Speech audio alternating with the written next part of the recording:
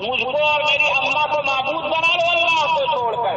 حضرت عیسیٰ کہیں گے پاک پروردگار ان سے میرا کوئی تعلق نہیں ہے، آپ میرے ولی ہیں، میں آپ کی طرف ہوں، آپ میرے محبوب ہیں، دنیا والوں سے کوئی میرا تعلق نہیں ہے۔ یہی جملہ فرشتوں سے اللہ کہیں گے، اے فرشتوں کی جماعت، تمہیں ان لوگوں نے پوچھا تھا، تمہارے پاس کیا جواب ہے؟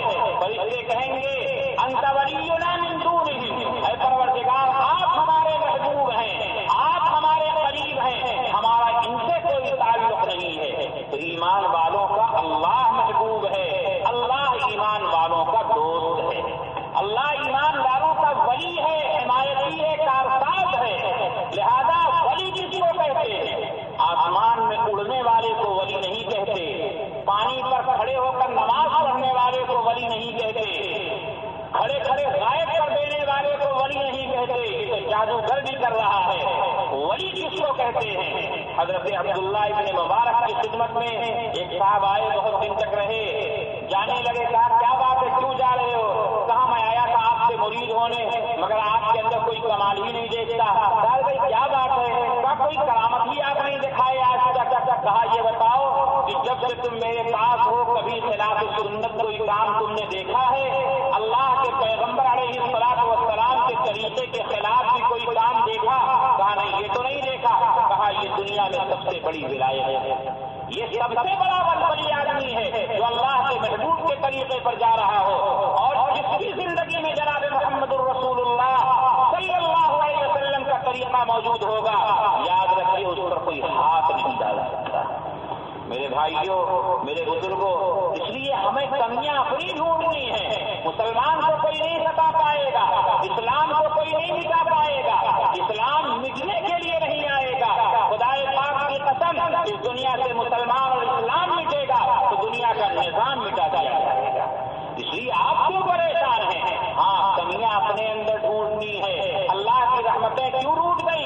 ہم کیوں برباد کیے جا رہے ہیں؟ قرآن پاک سے سوال کیجیے گا تو قرآن جواب دے گا، افتؤمنون ببعض الکتاب وتکفرون ببعض۔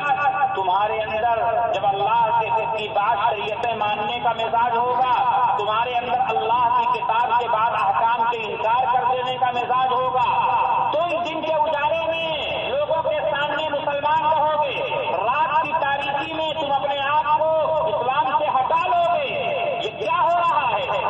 آنکھوں کا غلط استعمال کرنا یہ مسلمان کا کام نہیں تھا، اس کی نگاہیں جھکی رہیں گی۔ قرآن کہتا ہے قل للمؤمنین یغضوا من ابصارهم ویحفظوا فروجهم، اے نبی جی ایمان والوں سے کہیے اپنی نگاہوں کو نیچی رکھیں، شرمگاہ کی حفاظت کریں۔ معلوم یہ ہوا نگاہ کا غلط استعمال ہوگا، شرمگاہ گناہ میں آلودہ آج نہیں تو کل ضرور ہو جائے۔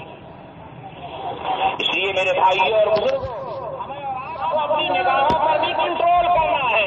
مسلمان مٹنے کے لیے نہیں آیا ہے، اسلام کو اللہ باقی رکھے گا۔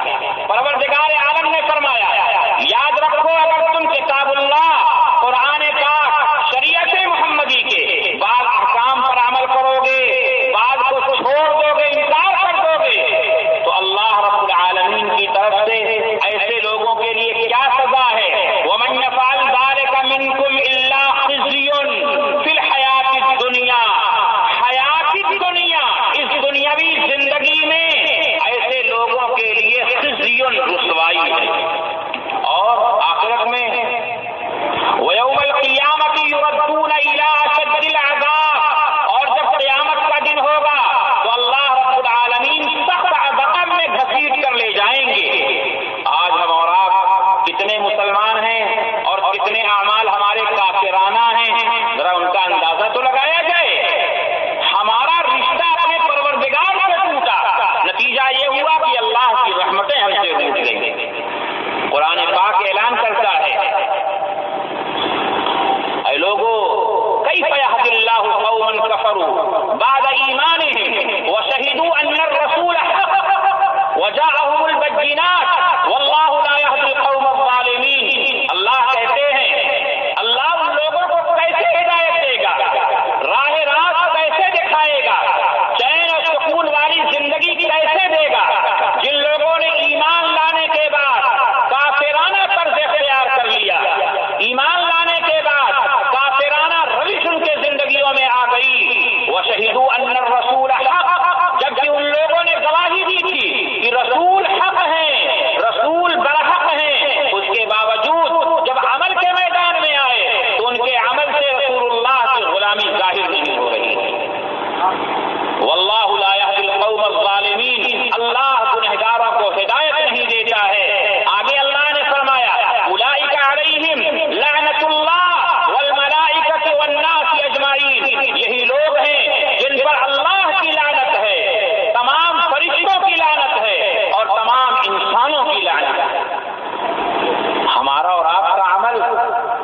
بلا شبہ زندگیوں میں کافرانہ عمل، ذرا شادی بیاہ کی تقریبات اٹھائی جائیں، غمی کی محفلیں اٹھائی جائیں، کاروبار کے منظر نامے دیکھے جائیں، دوست و عزیز و اقارب سے ملنے جلنے کا انداز دیکھا جائے اور اپنے اور پرائے سے معاملے دیکھے جائیں، ہماری زندگیوں میں کافرانہ روش، پروردگار عالم کا باغیانہ انداز آج موجود ہے۔ نتیجہ یہ ہوا کہ اللہ کی لعنت کا ہم شکار ہو گئے، فرشتوں کی لعنتیں برسنے لگی، سارے انسان ہم پر لعنت کر دیں۔ میرے بھائیوں اور بزرگوں، ہماری اور آپ کی کامیابی صرف اور صرف جناب محمد الرسول اللہ صلی اللہ علیہ وسلم کی اتباع میں ہے، اور آپ کی کامل اور آپ کی مکمل اتباع میں ہے۔ قرآن پاک ہم سے اور آپ سے مطالبہ کیا کرتا ہے؟ یا ایھا الذین آمنوا ادخلوا فی السلم کافۃ، اے ایمان والو اسلام میں پورے پورے آؤ، آدھے تیتر آدھے بٹیر نہیں۔ مطلب کیا ہوا؟ علماء آپ کو بتائیں گے یہ ادخلوا کا جو لفظ ہے قرآن پاک کا، آپ قرآن پاک میں عام طور پہ پڑھتے ہوں گے یدخلون الجنۃ، قرآن پاک یہاں بول رہا ہے یدخلون آمنوا ادخلوا فی السلم، یہ لفظ فی یہاں ایک بہت بڑا معنی پیدا کر رہا ہے۔ وہ کیا معنی ہے؟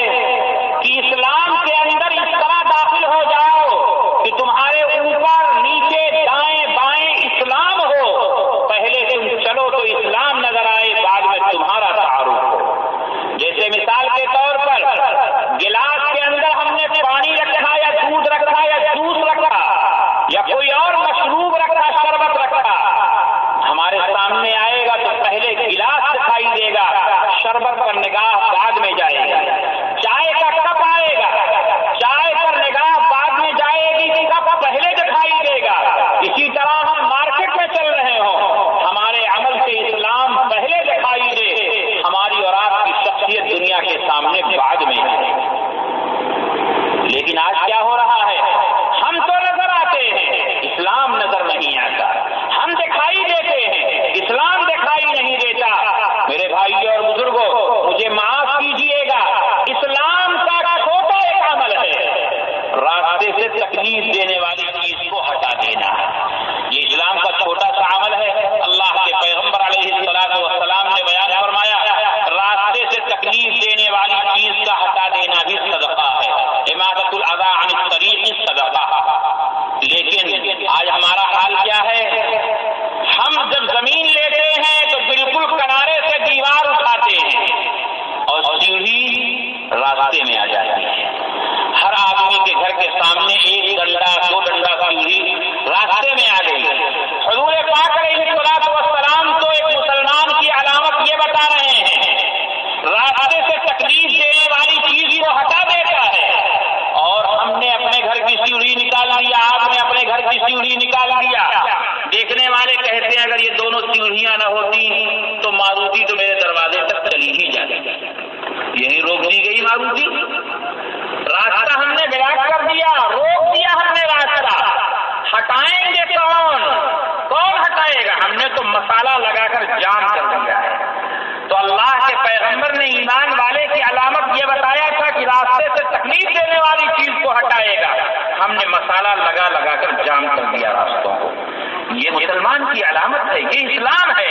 نہیں میرے بھائیوں اور بزرگوں، ہم سے اسلام کا دامن چھوٹا ہے، ہم اسلام کی چھوٹی چھوٹی باتیں اختیار کریں، پروردگار عالم ہمارا دل بھی جوڑے گا، ہماری بے چینیاں بھی ختم کرے گا، اور ہمارے گھروں میں، سماج میں، گاؤں میں، سوسائٹی میں سکون بھی آئے گا، اور ہمارے کردار کے ذریعے سے اسلام دنیا میں پھیلے گا۔